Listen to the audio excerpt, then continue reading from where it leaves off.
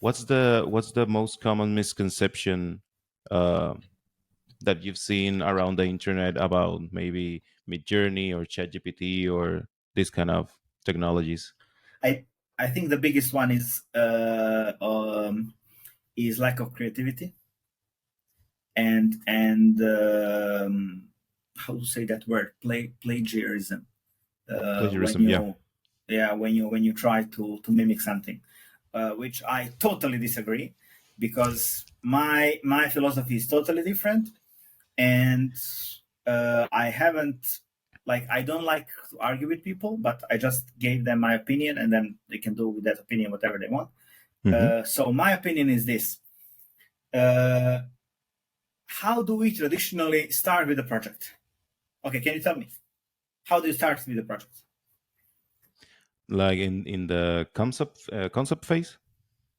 In any phase, like, you need to start with a project. How do you start? Well, you probably looking for inspiration images and Okay. things that you wanna, right? Okay. Great. That's it. Inspiration images. Where? On Pinterest, right? Okay. Probably, yeah. That's great. That's my point exactly. So my point is, if we are looking for the inspiration to show to our client, potential client, on Pinterest, and then we are gathering those images, or we like this style, we like this color, we like this shape, right? And then we gather all of those images, and then we show to the client, right? And then the client say, "Oh, I want this," and then we are trying to create something that is similar to what the client just said, Hmm. something that we gather from Pinterest, right? And then that's it.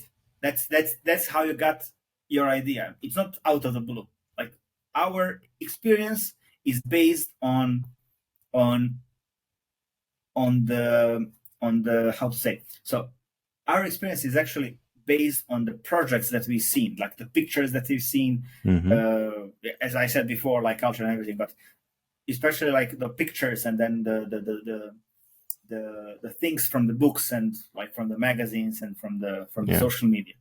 This is how we gain experience. Also with working as well, like, I'm just saying, part of the experience is gained like that. So so my point is, that like, using AI is just making these steps of finding something that you want and style that you want much more quicker, in a way that, okay, let's say that you are a freshman, you have no clue about history of architecture. So you can go to church, and then you know that your client maybe likes something historic, and then you know what's okay. Let's say Baroque. You never heard of Baroque. Like, I mean, if you are at least educated, like general education, from the high school, you heard about Baroque. But I know from the fact that 70% of the people doesn't have a clue what's Baroque. Hmm. And Baroque, I'm not sure if I'm pronouncing it right, but you can go to the ChatGPT, right, and then ask what are the styles from history of architecture, and then it can give you a list, and then you can go on MidJourney or on Google, whatever you want, and then you can search each of these styles, and then you can actually have a quicker understanding of those styles than in traditional way, where you need to, like, Google it, then you need to, like, make some notes, and then, Hmm. like, understand it better, and stuff like that. So so all I'm saying is, AI is a database that is trained on so many pictures from the Pinterest, Yes.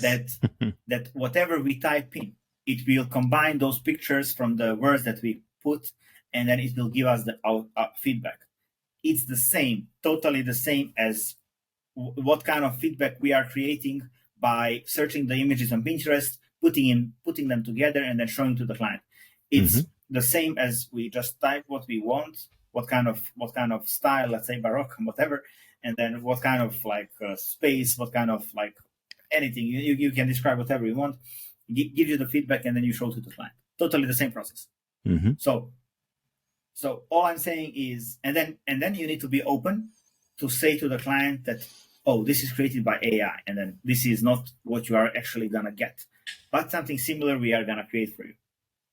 And then the client will say, okay, that's cool, I like that. Hmm. And then at least you have a base. Same. So I guess the logic is same.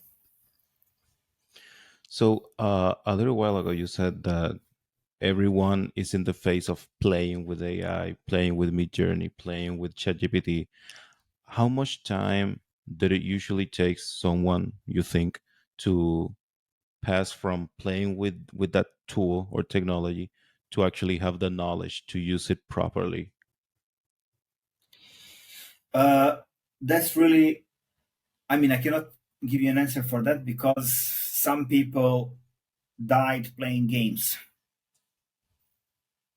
I mean, died. When I say died, I mean they spend their life playing Hmm. games, like Hmm. spending time playing games. And besides amusement, it's totally useless activity. Like, I mean, unless you are a professional game player, which is 0.01% of all game players in the world. Yeah. So it's same with the AI.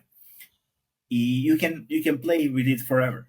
Like you can always go on a journey. It can create you some any kind of stuff that you are amused with, and some people got away with it. Like they posted on social media, and then they got some sort of uh, like attraction and then popularity. But in general, what I think the point of those AI platforms are is that we need to learn, and then we need to understand how to use them in our daily life to get Hmm. to make our daily life easier, and like also work as well. Like work is part of daily life, right? We're we're living in a very fast-paced world where technology is moving really fast every day. What kind of ad- applicable advice can you give to young designers or young architects that are actually on school? You know, they're not graduate yet. Uh, for them to prepare them for the future.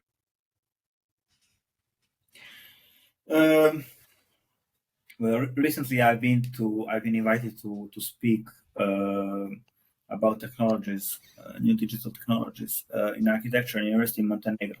And my advice to young people is like I have several advices. One is dream, but also like persuade your dream. That's the first thing, because architects without dream are just draftmen. Uh, you know what are draftmen? Those are people who just do layout Yes, based on yes. your sketch and like do some sort of a like detail that are already made up. So not very creative work. Uh, but the thing is, when you dream about something, you really need to work on the on like following those dreams. Otherwise, it's just a dream, and then Mm-hmm. it's nothing. So that's the first thing. Second thing is really you need to follow with the current trends in terms of technology, in terms of the industry in general.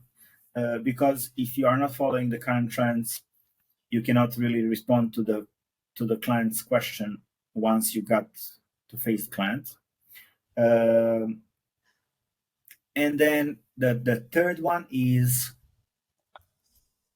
when you study something, don't study for the grade, for the mark.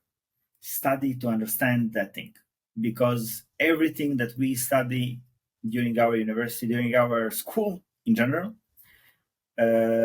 it's very important for us. So how many times happened to me that I hear those kids saying, oh, this is biology, I'm gonna be a lawyer, why do I need biology? Because understanding the basic of biology makes you uh, makes you someone who is clever, who is smart enough to be talked to. Mm-hmm. And then this I mean in general. So when you talk to someone and then someone knows and something only like let's say that you talk about to lawyer and then they only know stuff about law. at some point you're going to be very bored because you are not into law. Mm-hmm. Yeah. So in general, knowledge, like what we get into school, it's not only something that we'll never use in our life, but it's something that there will be a chance to talk about. And then if you don't know anything about it, you'll be left behind. Like nobody would like to talk to you about stuff that you don't know what to say about. Mm-hmm. And then I really mean, because in architecture school, we have so many subjects that we think are not important at the moment, but in the long run, they are very important. I would say like that. So yeah, that's my third advice. Learn something for the sake of learning, not for the sake of passing that exam. ¿Qué está pasando, mi gente? Si les gustó este video, pueden ver la entrevista completa aquí. Y no olviden suscribirse.